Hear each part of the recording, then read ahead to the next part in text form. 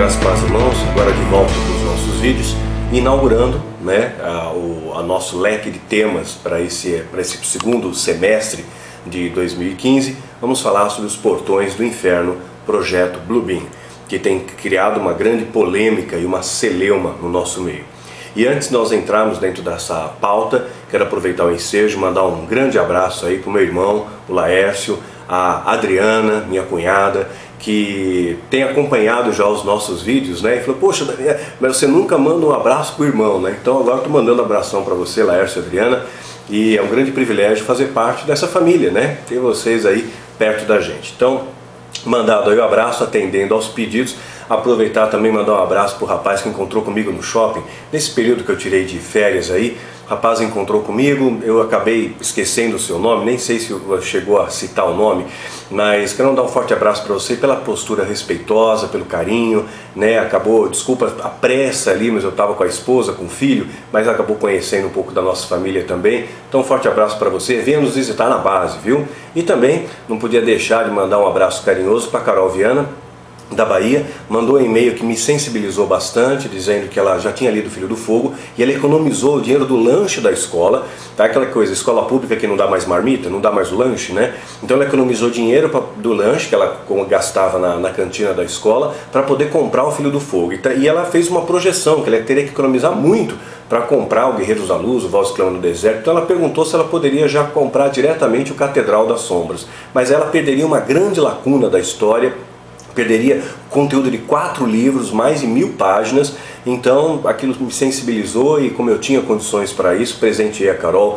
com os nossos livros, mandamos por Sedex. Então um forte abraço para você, Carol, faça bom proveito da leitura, que Deus te abençoe, que a leitura venha te fortalecer e te levar a patamares mais elevados. E eu faço isso com muita gratidão a Deus e gostaria de fazer mais. Tem muitas pessoas que me escrevem, que eu sei que às vezes não têm condições de adquirir os livros, quando eu posso eu envio, mas é impraticável atender a todos, mesmo porque para ajudar você também precisa ser ajudado.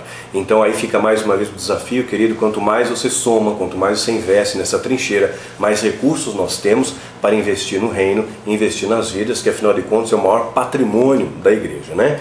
Bom, hoje nós vamos falar do projeto Bluebeam e vamos falar sobre portões do inferno.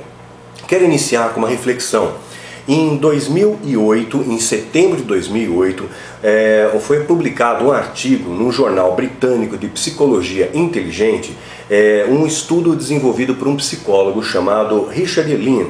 Ele é da Irlanda do Norte. Ele fez uma pesquisa em 137 países e ele constatou nessa pesquisa que 60% dos crentes têm QI inferior, né? Então isso nos traz uma reflexão, algo para nós pensarmos. Será que eu me converti ao cristianismo, vai me emburrecer? Não, não é essa a questão.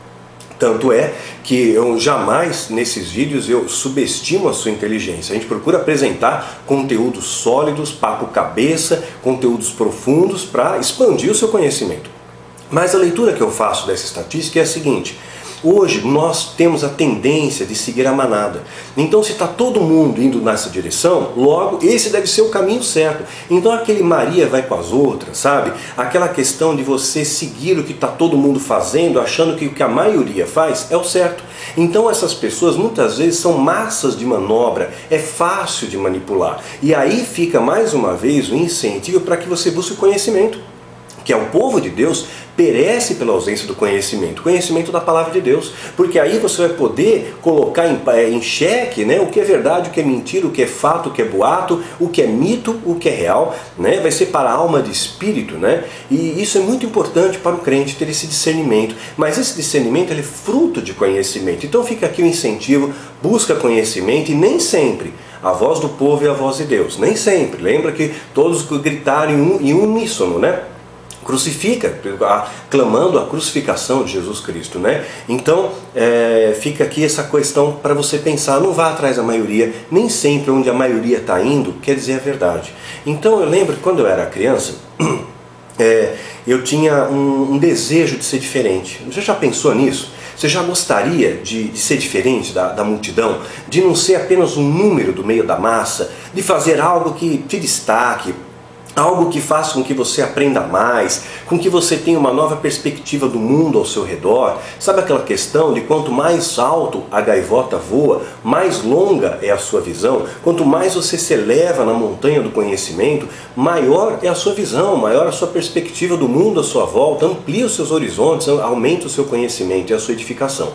Então, fica aqui uma reflexão para nós iniciarmos a nossa pauta, né? É importante buscar o conhecimento. E esse conhecimento vai trazer para você um destaque, um conhecimento da Palavra de Deus. Não apenas o conhecimento que o mundo te dá, porque o conhecimento da Palavra de Deus te agrega sabedoria, que é algo especial, né? Já falamos isso em outros vídeos.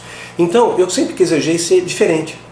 Eu não queria ser igual. Enquanto na minha família, a minha mãe, o meu pai, tinha aquela leitura de que para ser bem sucedido eu tinha que fazer uma universidade, uma pós-graduação, tinha que me espelhar em alguns parentes, né, que seguiram determinados vetores profissionais, porque aquilo talvez pudesse remeter a sucesso profissional.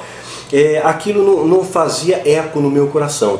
Então eu queria fazer algo diferente. Eu fui fazer Kung Fu, fazer artes marciais. E o meu sonho idealizado era ter uma academia de Kung Fu. E não apenas uma academia, porque uma academia todo mundo pode ter. Mas eu queria ter um instituto de artes marciais, né? Esse era o meu desejo, onde eu pudesse ensinar não apenas as técnicas, né? Não apenas a arte marcial como um todo, mas ampliar esse segmento e ensinar a filosofia, ensinar a história do Kung Fu, a história das artes marciais, que remonta a 5.000 anos de história, né? Ensinar noções de anatomia, de digitopressura, de escrita chinesa, algumas palavras em chinês, confecção das armas. Então eu tinha uma ideia, fazer algo diferente, não apenas uma academia. Isso acabou sendo frustrado, claro, não vingou essa ideia, e eu acabei me debruçando em outros alvos, que era ler muito. Eu queria saber muito sobre o ocultismo, então debruçava nos livros, nas bibliotecas, e lia bastante, era um verdadeiro rato de biblioteca. E aquilo hoje eu vejo que todo esse conhecimento que eu acabei abarcando me ajuda hoje a escrever os livros, né? Melhora o seu vocabulário, melhora a sua maneira de expressar, amplia o seu conhecimento. Ninguém pode dar aquilo que não tem, né? Então, de certa maneira, foi válido, né? Todo esse estudo é válido, nunca é desprezível o estudo, sempre ele é válido, sempre ele agrega a você. Então, eu sempre desejei ser diferente. E de repente Deus me colocou em várias circunstâncias, permitiu que eu passasse por vários caminhos, até mesmo a opção de seguir o satanismo era uma coisa que para mim, na minha ótica naquela época, eu vou ser diferente, vou fazer parte de uma seita secreta, né? Mas grande engano, grande ilusão, né? E Deus acabou corrigindo o meu rumo, acertando a minha rota e me levou para o caminho, né, de Pedras Azuis, me levou para o caminho que me conduz à sala do trono, me levou a conhecer mais ao Rei dos Reis, o Senhor dos Senhores. E isso hoje me laureia bastante, né? É um grande privilégio, honra, servir ao Senhor dos Senhores. E Deus tem me proporcionado experiências muito especiais, experiências muito particulares e pessoais que Deus tem me dado. E eu sou um privilegiado por isso, né? E a honra também em poder partilhar com vocês essas experiências, para que vocês também tenham essas experiências. Uma vez que o Daniel não é uma pessoa assim, digamos, especial, né? O Espírito que me capacita é o mesmo que te capacita. Então, se Deus me capacita e eu consigo fazer X, Y, Z, você também pode fazer, porque o Espírito é o mesmo. Basta você buscar, basta você seguir o caminho. É esse caminho que eu quero lhe apontar hoje. É um caminho que te conduz à sala do trono, às águas tranquilas, aos pastos verdes, né? Então, eu lembro que quando eu era criança, eu gostava muito de rock, ele era metaleiro, né? E gostava de um conjunto de rock chamado Pink Floyd. Era um rock mais maneiro, um rock meio progressivo, né? E eu gostava de uma música deles, The Wall, que é o muro. E mais ou menos dizia algo como: não seja apenas um tijolo no muro, seja diferente, não seja igual à multidão. E aquilo fazia profunda empatia no meu coração, eu abracei aquela ideia, porque era exatamente assim que eu pensava. Eu não quero ser um tijolo no muro, eu não quero ser igual a todo mundo, eu quero fazer algo diferente, eu quero aprender coisas que os outros não buscam aprender. Então aquele negócio, você quer ter o que os outros não têm? Faça o que os outros não fazem, né? Então estuda mais, se dedica mais, né? Faça a diferença. Para que você fazer a diferença, você tem que ser a diferença, né? E quando a gente observa à luz da Bíblia isso, a gente vê que Jesus era uma pessoa diferente, completamente diferente do seu tempo. Ele ousou enfrentar os fariseus. O termo fariseus, separados, né? Então os fariseus, eles tinham uma característica assim de liderança. O povo respeitava os fariseus, olhava os fariseus como um espelho, como uma referência. E Jesus ataca essas referências. Ele vai e diz para a referência: hipócritas, sepulcros caiados, raça de víboras, condutores cegos. Então Jesus ele ousou enfrentar os fariseus, o sistema religioso contaminado. Jesus ousou ir no templo e virar a mesa dos cambistas. Ele deu um escândalo no templo. Imagino que Jesus não faria em muitos templos dos dias de hoje. Hoje, gente, tem aberrações nas igrejas. Dá uma pesquisadinha online aí. Tem igreja oferecendo, venha para o culto e ganhe um sanduíche. Não é piada não. Tem igreja dizendo entrevistando uma pessoa que supostamente pariu, né, teve um parto de 3 esqueletinhos, né, e mostra ali mexendo com uma pinça, esqueletinho de plástico, gente, comprado na 25 de março, e as pessoas acreditam nisso. Então toda essa aura de mentira, esse manto de engano, está demais. Tem igreja colocando faixa na frente aqui, hoje sessão do desencapetamento, né? Venha tomar chá de arruda e receba o sabonete ungido, e tanta parafernália, vassoura consagrada, sabonete ungido. Gente, é tanto comércio. Jesus faria a mesma coisa hoje. Ele mais uma vez derrubaria a mesa dos cambistas do nosso século. Mais uma vez faria isso. Então ele ousou entrar no templo. O templo que as pessoas tinham aquela reverência, um local sagrado, mas estava profanado. Então Jesus vai lá e ousa, né, vira a mesa, ele muda os paradigmas do seu tempo, ele agiu de uma maneira diferente, ele deu atenção aos leprosos. Ninguém encostava no leproso. Jesus encostou nos leprosos. Jesus conversou com a mulher samaritana, que era desprezada no seu tempo. Jesus sentava-se com os pecadores, com os cobradores de impostos, com as prostitutas. Ele quebrou os valores do seu tempo, ele foi diferente. Ele não era um tijolo no muro, ele foi diferente. E o que dizer então de Paulo da mesma maneira? Paulo foi diferente, ele pagou o preço, né? Ele foi diferente. Pedro, José, Elias, né? Todos eles foram diferentes, não foram meros tijolos no muro. Então você precisa fazer a diferença, sabe? Não importa o campo de batalha que você enfrente, importa as escolhas que você faz. Se você parar para pensar, Jesus venceu no deserto, né? Já Adão fracassou no paraíso. Então, quer você esteja no paraíso ou no deserto, depende das suas escolhas que vão determinar a sua colheita. Então é esse o valor. Eu sei que no decorrer da vida cristã, às vezes você fica meio, puxa, parece que eu oro e o céu está de bronze. Deus não está falando comigo, Ele está olhando o seu caminho, Ele está cuidando de você. Lembra que nas horas das provas mais difíceis, o professor fica em silêncio, fica em silêncio. Então, nós precisamos aprender a entender esse tempo de Deus. E para isso, você precisa ter comunhão com Deus. Você tem que ser diferente. Você tem que brilhar. Você tem que fazer a diferença onde você esteja. Todos os heróis da fé foram diferentes. E é claro que essa diferença, ela não se manifesta nem sempre instantaneamente, né? Moisés, para manifestar o poder de Deus, levou 40 anos, ficou 40 anos no deserto para depois voltar com a autoridade. José, para que visse cumprido os seus sonhos, levou 13 anos, né? Dos 17 aos 30 anos, passaram-se 13 anos, que aí sim ele vai ver o cumprimento dos seus sonhos, né? Então ele esperou, ele soube esperar. Davi, depois que foi ungido pelo profeta Samuel, ele vai esperar entre 5 a 8 anos até realmente ele ser consagrado rei. Então passou tempo. Então na minha vida mesmo, até eu começar a ter o contato com o sobrenatural de Deus e começar a ouvir a voz de Deus, passaram-se muitos anos. Desde a minha conversão, Deus me deu o chamado, eu fiquei 2 anos pensando a respeito se eu aceitava ou não. Uma vez que eu aceitei, 4 anos de preparo. Depois de 4 anos de preparo, foram mais alguns anos para poder ouvir a voz de Deus e aprender as direções que Ele tem me dado. Então tudo isso é um caminhar. Então não desista no primeiro obstáculo, né? Não esmoreça diante da primeira dificuldade, sabe? Quando a sua fé estiver esmorecendo, para tudo, contemple os céus, sinta o perfume das flores, sinta a brisa do vento, observe o voo dos pássaros, sabe que aquele que fez todas as coisas, Ele vai renovar a sua esperança, mas não desista, persista, seja perseverante. A Bíblia deixa isso muito claro, que nós temos que ter essa tenacidade, essa busca. Aqueles que perseverarem até o fim serão salvos, né? Então vamos buscar essa perseverança. E hoje eu sei que muitas pessoas ficam se questionando, puxa, o projeto Bluebeam, estão com medo do projeto Bluebeam, né? O que isso vai acontecer? Eu quero lembrá-los que outrora, o conhecimento, ele faz com que você tenha uma ótica diferente das circunstâncias que se molduram ao seu redor.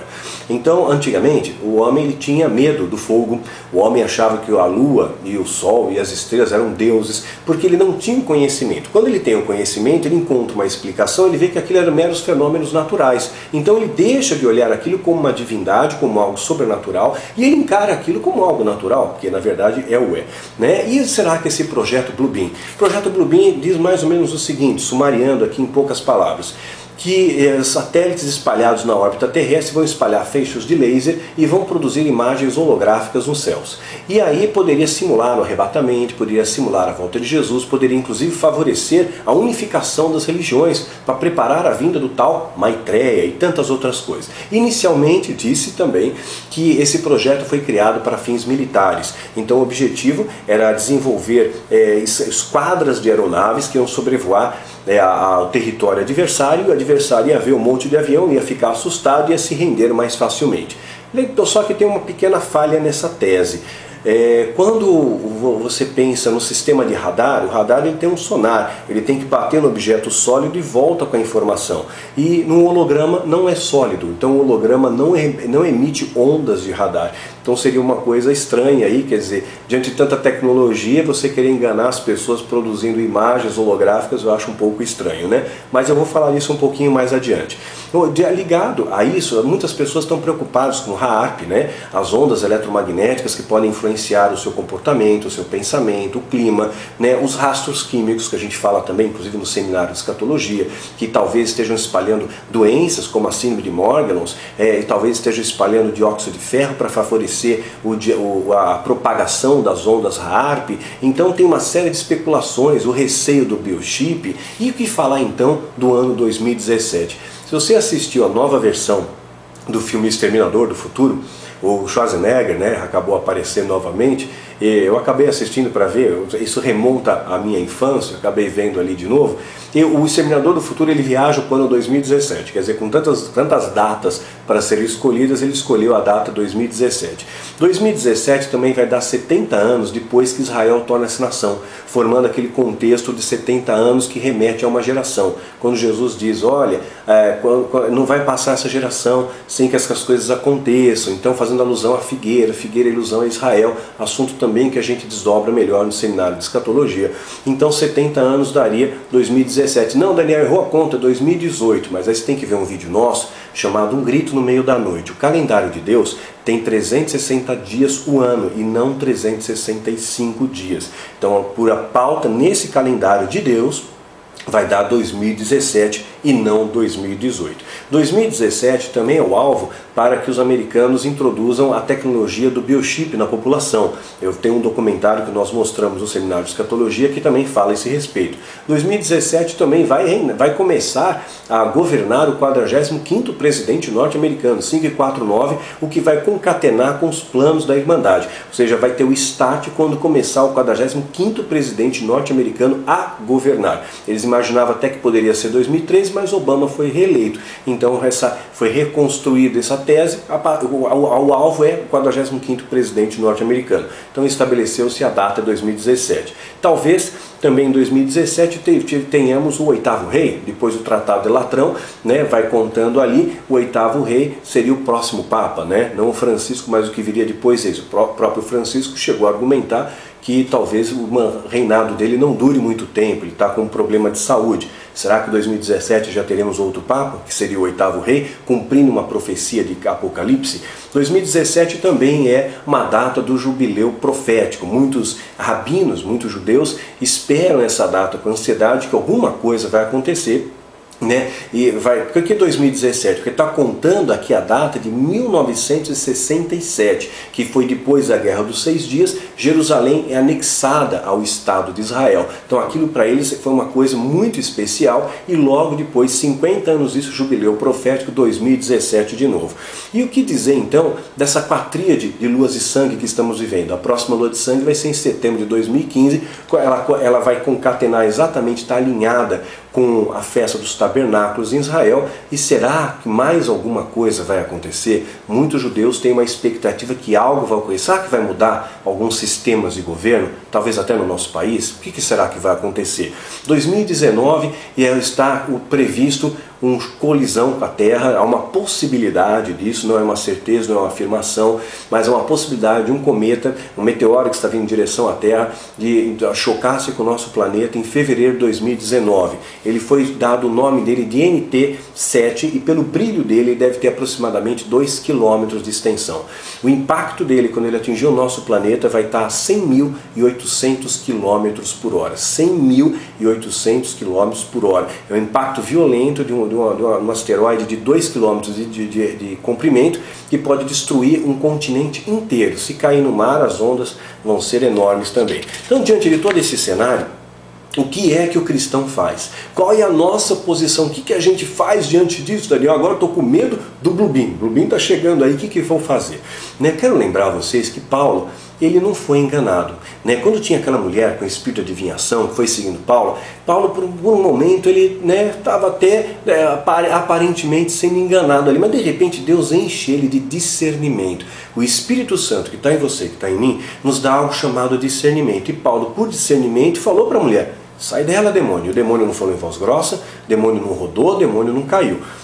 Interessante também quando se observa Zacarias, pai de João Batista. Quando o anjo vem e fala para ele: olha, a oração da tua mulher, ela foi ouvida, ela vai dar luz a um filho e o nome dele será João, Yohanan.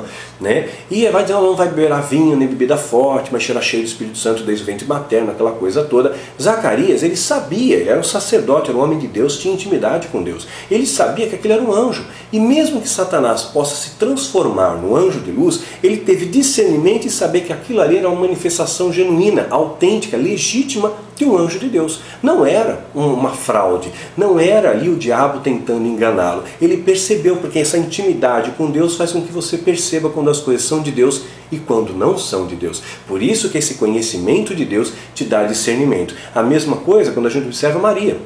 Quando Maria foi avisada, anunciada pelo anjo, que ela daria luz a Jesus, a um filho, a Jesus, então ela da mesma maneira, ela não questionou o anjo, ela não ponderou: será que eu não é o demônio me enganando aqui? Ela sabia que aquilo ali era um anjo, era uma manifestação genuína, autêntica do poder de Deus. Então, a mesma coisa Pedro. Pedro, quando ele está diante de Simão Mágico, e Simão Mágico enganou muita gente em Samaria, do menor ao maior. E Pedro, ele também chega diante de Simão Mágico, ele sabe que o cara é um impostor, sabe? O discernimento de Pedro, o Simão Mágico não enganou a Pedro. Seu dinheiro seja para a sua corrupção, para a sua destruição, falou para Simão Mágico. Da mesma forma, Pedro também, por discernimento, ele percebe o que está acontecendo ali, a mentira de Ananias e Safira, citado em Atos capítulo 5. Então a questão não foi não foi o dinheiro. Veja bem a questão disso. Eles venderam um terreno lá, a propriedade, por 10 mil reais. E eles não falaram, eles podiam ficar com 5 para eles e dar 5 aqui para você, estamos ofertando para o ministério. Mas eles mentiram o valor da venda. Eles falaram: a gente vendeu por 5, está aqui. Então essa mentira que pegou, e Pedro teve discernimento, ele soube. Claro que nem sempre Deus mostra as coisas. Davi foi enganado pelo seu inimigo íntimo, José foi enganado pelos seus próprios irmãos, o próprio Moisés foi enganado por Miriam. Eu muitas vezes fui enganado também por pessoas que eu confiei, que eu acreditei, fui traído, enganado, roubado. Mas há situações que Deus revela. E algumas pessoas chegam para mim e estão me contando uma mentira deslavada. Eu sei que é mentira. Pessoas chegam para mim: Daniel, eu sou seu amigo, eu sei, eu vejo, ele não é meu amigo, esse cara vai me trair, essa pessoa não é leal. Mas às vezes, o que eu faço? Eu espero, oro por aquela vida e espero que haja arrependimento, que haja quebrantamento, porque Deus também não se deixa escarnecer. O que você semeia, você colhe. Olha um outro detalhe aqui. Então é importante você ter discernimento. Então mesmo que Satanás tenha o poder de se apresentar como um anjo de luz, então se você tem discernimento espiritual, você sabe que isso aqui não vem de Deus. Então você não tem que estar preocupado com o projeto Blue Beam. Para quê? Agora vai produzir um holograma e vai enganar você que tem o Espírito Santo. Quer dizer, vai fazer de conta que é Jesus e você que é filho de Deus. Sabe? A palavra de Deus diz que a ovelha conhece a voz do pastor. Até um animal reconhece a sua mãe. Um bicho irracional é capaz de reconhecer quem é a sua mãe legítima e quem não é. Até as formigas reconhecem. Se pegar a formiga de um formigueiro e formiga de outro formigueiro e colocar elas perto, elas se detectam pelo cheiro que elas não fazem parte da mesma colônia, elas brigam. Então a formiga não é enganada, o animal não é enganado. Você acha que você, feito em imagem e semelhança de Deus, que tem de verdade o Espírito Santo de Deus, vai ser enganado? Não vai ser enganado. Quer dizer, vai aparecer um holograma ali, dizendo que é Jesus, dizendo que é anjo, dizendo que seja o que for, se isso acontecer, tá? Eu acho que é um investimento muito grande para um resultado pífio. Eu acho que não vai rolar uma coisa dessa. Mas se acontecer, ponderando a possibilidade disso acontecer, o cristão legítimo, verdadeiro, não vai ser enganado com essa pirotecnia, ele vai olhar aquilo ali, isso aqui não é Deus, esse aqui não é o meu Pai, meu Deus não age assim, os anjos do Senhor não são assim. Então discernimento de espíritos é majoritário, né? Então você não precisa ficar preocupado com essas coisas. Ah, mas o envenenamento, as ondas Raarp, o envenenamento, você é filho de Deus. A palavra de Deus diz que nenhum mal vai te tocar se Deus não permitir. Se você fizer de Deus o seu Altíssimo, a sua habitação, o seu esconderijo, nenhuma praga chegará à sua tenda. Se você acredita na palavra de Deus e vive a palavra de Deus, você está isento dessa questão, você tem uma blindagem espiritual ao seu redor. Você poderia comer até coisas mortíferas e não lhe faria mal algum. Então o Filho de Deus legítimo, verdadeiro, está protegido, está vacinado contra essas coisas. Então não fica nessa paranoia não, senão isso aí tira o seu foco, tira a sua visão, né? Você perde o rumo do seu caminhar. Tem que olhar para Jesus, não tem que olhar para essas balelas não. Quer ver uma outra coisa? Lucas capítulo 4, verso 31 a 35. Jesus está numa sinagoga, está numa igreja, e ele está ensinando. E olha só o que acontece. E desceu a Cafarnaum, cidade da Galileia, e os ensinava nos sábados. E admiravam sua doutrina, porque a sua palavra era com autoridade. E ensinava na sinagoga. E estava na sinagoga um homem que tinha o espírito de um demônio, imundo, e exclamou em alta voz, dizendo: Ah, que temos nós contigo, Jesus Nazareno?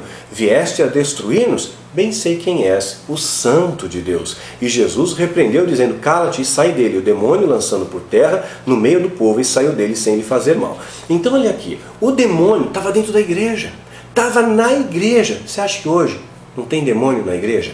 Demônio ministrando, demônio ensinando, demônio se fazendo de pastor, demônio se fazendo de santo. Olha, o diabo ele só precisa de matéria-prima. E o que eu vejo hoje de gente cara de pau, roubando o povo descaradamente, sabe? A oferta da nota maior, e as pessoas investem todo o dinheiro nesses profissionais da fé, que a mente está cega, está cauterizada, você não tem que fazer o que todo mundo faz.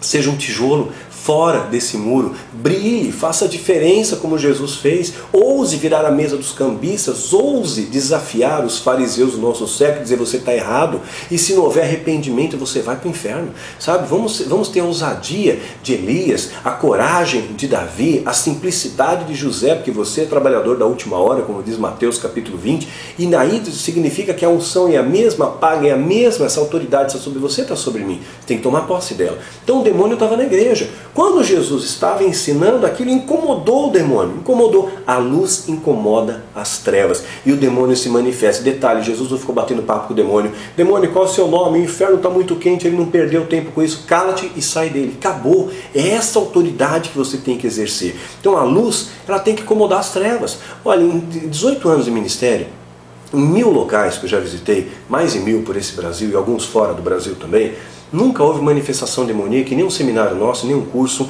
em lugar nenhum, nunca teve isso. Né? Por que não teve? Né? Não porque o Daniel é especial, mas porque a oração tem poder. E eu clamo sempre assim: Senhor, coloca os seus anjos aqui, e se tiver alguém aqui com influência do mal, o demônio fica fora, ele fica aqui dentro para ser liberto. Né? Deus ama as vidas. Nunca aconteceu. Agora, claro, se eu usar o poder de sugestionamento, se eu usar o poder de sugestão, de neurolinguística, de indução, vai aparecer demônio. É só começar a falar: gente, tocar o teclado certo, usar o tom de voz certo, falar: olha, demônio, vai embora, dá seu grito de derrota, e fizer um climinha. Muita gente que é susceptível, que vai atrás da manada, que vai atrás da multidão, vai fazer. Basta um puxar a fila, basta você ter algo combinado com uma pessoa e todo mundo vai. Então tem muito efeito placebo nesse meio, tem muita neurolinguística. Seja sábio, seja um bom observador, não seja um tijolo no muro, seja um tijolo fora desse muro, faça a diferença, seja diferente, né? Então, quando a gente fala em portas do inferno, né, a Bíblia, lembrando, ela foi escrita em 3 idiomas, hebraico, aramaico e grego. O termo grego para inferno é o Hades, o aramaico é Tártaro e o hebraico é o Sheol. Né? E aqui Jesus ele vai dar uma chave para nós, uma chave, um segredo espiritual. Está fundamentado em Mateus capítulo 16 e 13 a 19. Chegando Jesus às partes da Cesareia de Filipe, interrogou os seus discípulos, dizendo: que dizem os homens ser o Filho do Homem? Eles disseram: uns João Batista, outros Elias, outros Jeremias, ou um dos profetas. Então, e disse-lhe: e vós, quem dizes que eu sou? E Simão Pedro respondeu: tu és o Cristo, o Filho do Deus vivo. Olha o que Simão Pedro dá a resposta certa. Tu és o Cristo, tu és o Messias, Cristo é o Messias, é o ungido, Filho do Deus vivo. Jesus respondendo disse: bem-aventurado és tu, Simão Bajonas, porque tu não revelou a carne e o sangue, mas meu Pai que estás nos céus. Porque, pois também eu te digo que tu és Pedro, e sobre essa pedra edificaria a minha igreja. Sobre essa pedra, ou seja, sobre essa afirmação, né? Eu sou Cristo. O cristianismo, ele nasce, ele surge na medida que você reconhece que Jesus é o Cristo, né? Que ele é o Messias, que ele é o enviado de Deus, que ele é o Filho de Deus. Isso que fundamenta, que vai estabelecer o escopo dos cristãos.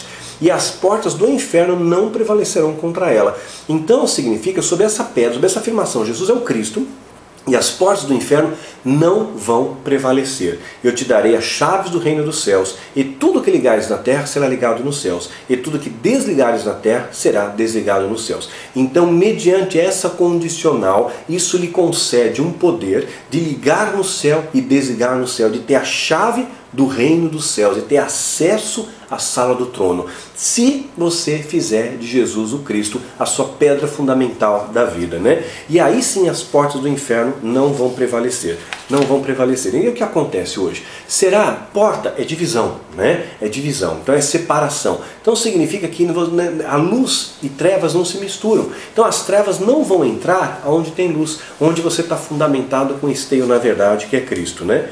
Então, você tem que brilhar. Vamos pegar algumas coisas aqui. Será que hoje, olha para as igrejas ao seu redor, dá uma olhada analítica, olha com os olhos de Cristo. Imagina Jesus nos dias de hoje, olhando para a igreja hoje. Ele vai encontrar, será que igrejas têm o poder de ligar e desligar? Será que muitos ministérios realmente estão imbuídos da autoridade, de poder de oração, têm a chave dos céus?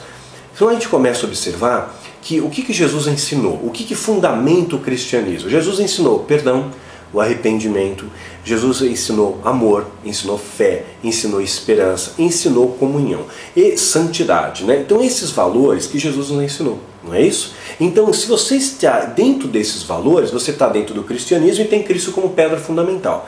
E se de repente você só vê ato profético que leva a nada a lugar algum, profecias vazias, tipo Marina vai ser presidente, declaro São Paulo é de Jesus e nada acontece, né? Fiz a batalha com a rainha dos céus no Everest, não aconteceu nada, né? Venda de objetos consagrados, prosperidade, milagres, transferência de unção, transferência de geração, conquista de cidades, mapeamento espiritual, maldições, etc, etc, etc.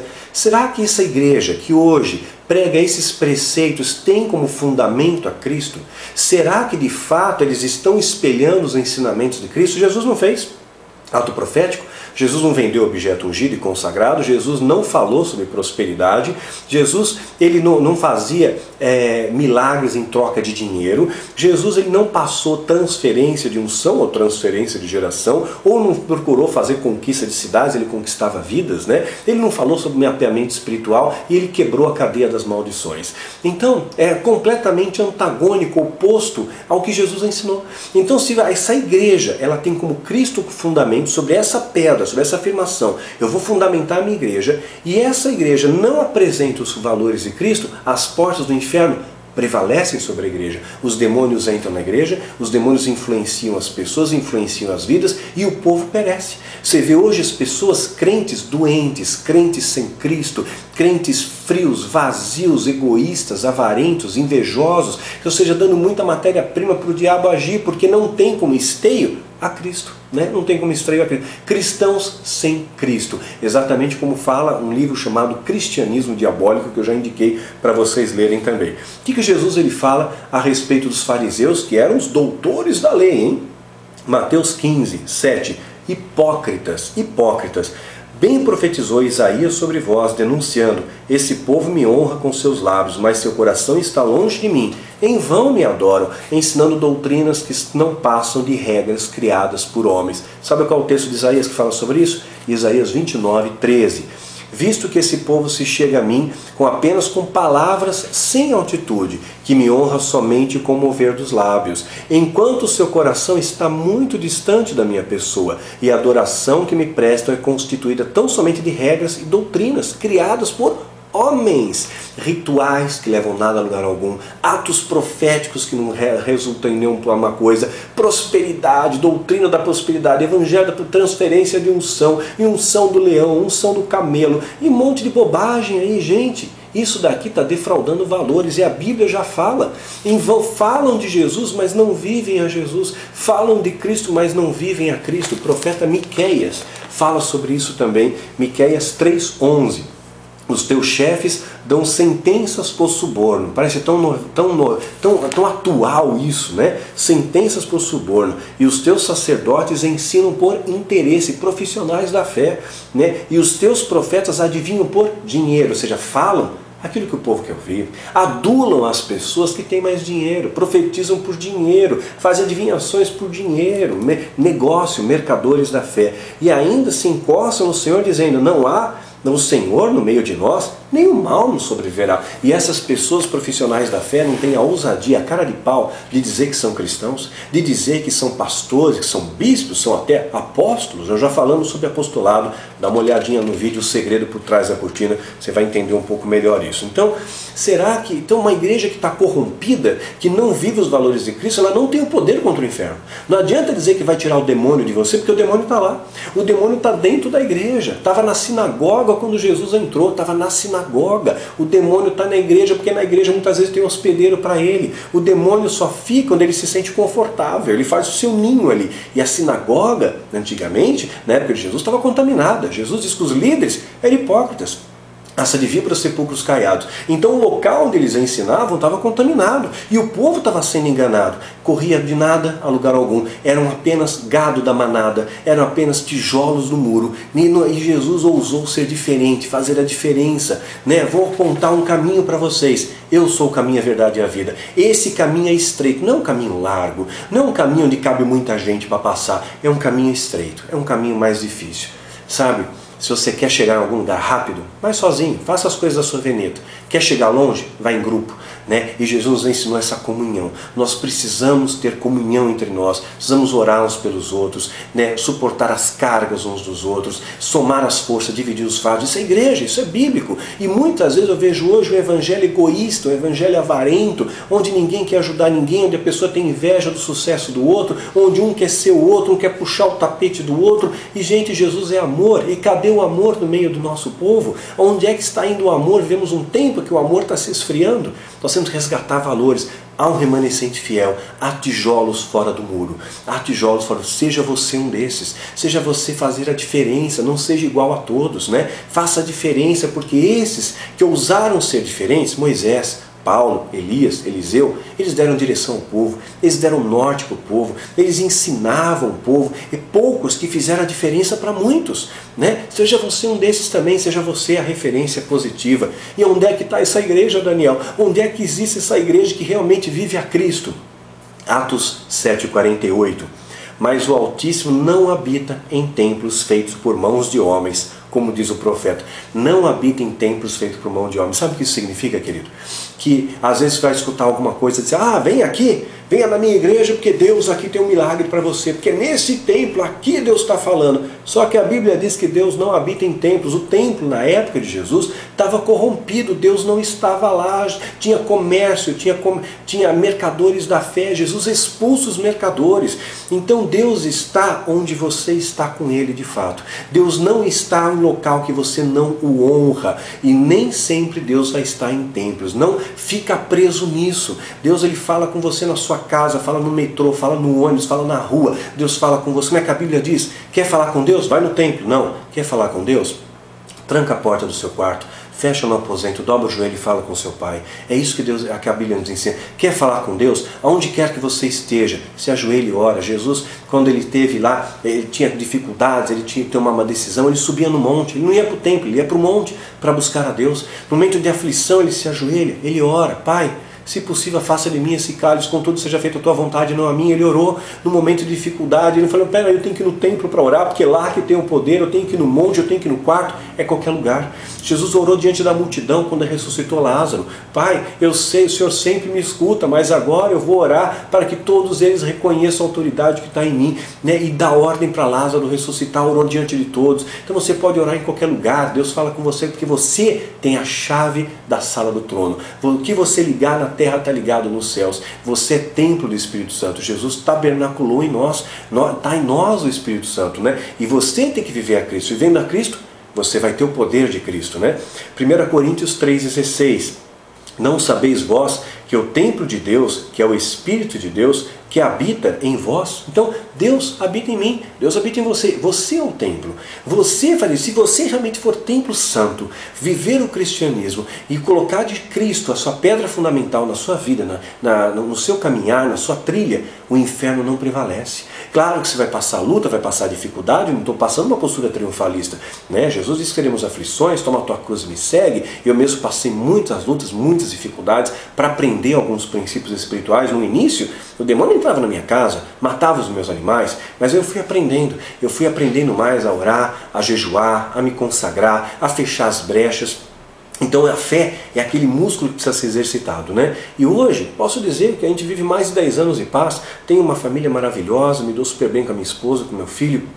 Nós temos um casamento que cada vez é mais forte, mais sólido, e mais do que isso, né? O diabo não toca nem no bigode no meu gato, sabe? Então, não porque eu sou melhor do que ninguém, mas eu posso dizer para você, querido, é possível viver a Cristo, é possível, não é utopia ser cristão nos dias de hoje, é possível você ter uma vida de renúncia, de privações, mas mesmo assim estar diante da presença de Deus, é possível passar por dificuldades, atravessar desertos e sair mais do que vencedor, e nada vai te separar desse amor de Deus. É possível, Deus tem me ajudado, Ele pode te ajudar. Eu não sou melhor do que você. Se Deus me ajuda, Ele também te ajuda. Se eu tenho conseguido, então você também pode conseguir. Então eu tenho provado dessa vida em abundância. Não abundância de dinheiro, né? Porque não tenho casa própria, moro de aluguel, né? Ora tenho um pouco mais, ora tenho menos, ora tenho o suficiente. Mas essa abundância de paz, essa abundância de felicidade que só Jesus pode dar, de saber que Ele está no controle de todas as coisas, você saber descansar nele. Isso é permitir que Jesus tabernaculou em mim e tabernacule em você, né? Apocalipse 21, 22. E nela não vi templo, porque o seu templo é o Senhor, o Deus Todo-Poderoso, o Cordeiro. Então o templo de Deus sou eu, é você. Começa a ser célula viva do corpo de Cristo. Não precisa necessariamente estar ligado ao templo, você pode falar com Deus em qualquer lugar. Mas e as portas do inferno? Onde elas estão, né? Efésios 6,12. Porque a nossa luta não é contra sangue e carne, sim contra os principados, potestades, contra os dominadores desse mundo tenebroso, contra as forças espirituais do mal, nas regiões celestes. Então as forças espirituais do mal estão onde? Nas regiões celestes, né? Onde é que estão essas regiões celestes? Jó 8, de 16 a 19. Acaso entraste nos mananciais do mar, ou percorreste o mais profundo abismo? Porventura já te foram reveladas as portas da morte? Ouviste essas portas na região tenebrosa? Portas da morte, portas da região tenebrosa. Jó está falando de uma linguagem espiritual, uma metáfora de mundos espirituais, as regiões celestes, nas esferas dimensionais que você não enxerga, mas estão presentes ao nosso redor. Tens ideia da nítida largura da terra? Diz-me, se o sabes, onde está o caminho para a morada da luz? E quanto às trevas, onde é o seu lugar? Então existe um caminho para a morada da luz e existe um local de trevas. É um outro caminho, são caminhos diferentes, não é o mesmo caminho. E o que separa esses caminhos? Uma porta, uma divisória. E essa porta não pode prevalecer quando você está na luz, porque a luz prevalece sobre as trevas. O amor triunfa sobre o ódio, né? O bem vai vencer o mal, desde que você esteja imbuído dos valores de Cristo, né? Então nós temos que observar cada vez mais que Deus está presente ao nosso redor. Às vezes as pessoas escrevem para mim, mas Daniel, como é que eu vou acreditar em Deus se eu não vejo Deus? Como é que eu vou acreditar em anjo se eu não vejo anjo? Você não precisa crer para ver, bendito aquele que não crê e vê. Mas, olha, perceba, você pode perceber o ar, você pode não enxergar o ar, mas ele está aqui ao nosso redor, você sente o ar, né? Você pode não enxergar a matéria negra que existe no espaço, mas pelo campo gravitacional, pela observação, você sabe que ela existe. E o que dizer do PHI, da proporção áurea, da sequência de Fibonacci, que nós já falamos num vídeo chamado Mapeamento Espiritual, verdadeiro mapeamento espiritual, o ninho da serpente. Deus está presente em todas as coisas ao nosso redor, todas as coisas, né? Nada fica fora desse tudo, né? Apocalipse 20, de 13 a 15. O mar entregou os mortos que nele havia, e a morte ou Hades entregaram os mortos que nele havia. Cada um foi julgado de acordo com o que tinha feito. Cada um vai ser julgado, querido, pelas escolhas que faz, pelas coisas que tem feito. Então, se você tem tempo de fazer o bem, faça o bem. Se você tem condições de fazer o bem, faça o bem. Não deixa para amanhã o bem que você pode fazer hoje. Talvez amanhã seja tarde demais. E a morte e o Hades foram lançados no lago de fogo. E o lago é a segunda morte. E aqueles cujos nomes não foram encontrados no livro da vida foram lançados no lago de enxofre. Não brinca com Deus. Não tripudia a Deus. Quero deixar aqui uma última reflexão para vocês. Lucas capítulo 12, de 16 a 20. Então, Jesus está contando uma parábola. Ele contou uma parábola. A terra de certo homem rico produziu muito. E ele pensou consigo mesmo, o que vou fazer? Não tenho onde armazenar a minha colheita. Então disse, já sei o que vou fazer. Vou derrubar os meus celeiros e construir outros maiores. E ali guardarei toda a minha safra e todos os meus bens. E direi a mim mesmo, você tem grande quantidade de bens armazenados por muitos anos. Descanse, coma, beba e alegre-se. E o que a Bíblia diz? Louco, né? Contudo, Deus lhe disse, louco, em algumas traduções, insensato, essa mesma noite sua vida será exigida. Em outras traduções, essa noite pedirei a tua alma, né? Então, quem ficará com o que você preparou? Assim acontece com quem guarda para si riquezas, mas não é rico para com Deus. Então, use os seus talentos. Se Deus te deu recursos, invista no reino. Mas olha, invista em terra fértil, sabe? Na boa, não fica dando grana para esses profissionais da fé. Com isso, eu também não estou pedindo que você dê para mim. Estou dizendo para você semear aonde Deus colocar no seu coração, de acordo com a direção do Espírito Santo, em amor e gratidão, não por medo, não por obrigação, e nem buscando uma recompensa. Porque se você tira o medo, tira a obrigação, tira a recompensa, o que resta quando você se despe desses valores? Restou só o amor e gratidão. Então tudo que você faz para Deus é por amor e gratidão. Não adianta você juntar o dinheiro embaixo do colchão, não. Não adianta você querer fazer planos, porque Deus sabe todas as coisas. Então usa os seus talentos, o seu recurso, o tempo que Deus te deu, é para abençoar a Deus, que você vai ser julgado pelas suas obras, pelo que você fez, e os avarentos não herdarão o reino dos céus. E o avarento pode ser muitas coisas.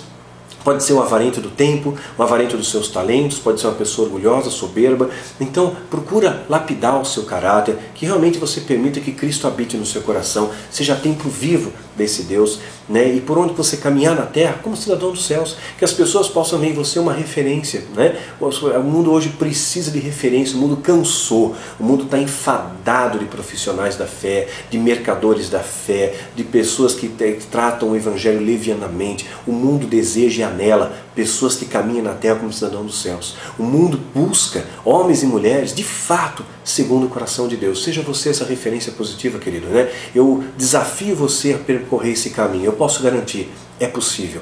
É possível você ser um cristão no século XXI. Mesmo cercado das tentações, mesmo cercado das opressões, das calúnias, das difamações, da perseguição, é possível ser um cristão. Se Deus me ajuda, Ele também te ajuda. É o mesmo Deus. Então fica aqui o desafio. Seja você templo do Espírito de verdade. Não permita que haja contaminação nesse templo, que se houver contaminação, a porta do inferno vai prevalecer. E aí sim, o diabo vai triunfar na sua vida. Mas se você caminhar pelo caminho estreito, esse caminho vai te levar à sala do trono e você vai ter a chave dos céus. E o que você orar na terra está ligado nos céus. E quando você desligar na terra, vai estar desligado nos céus. Esse é o conselho que eu dou para você, querido. Que Deus te abençoe e que guarde. E eu quero ligar nos céus que você é mais do que vencedor. Para Jesus. Amém.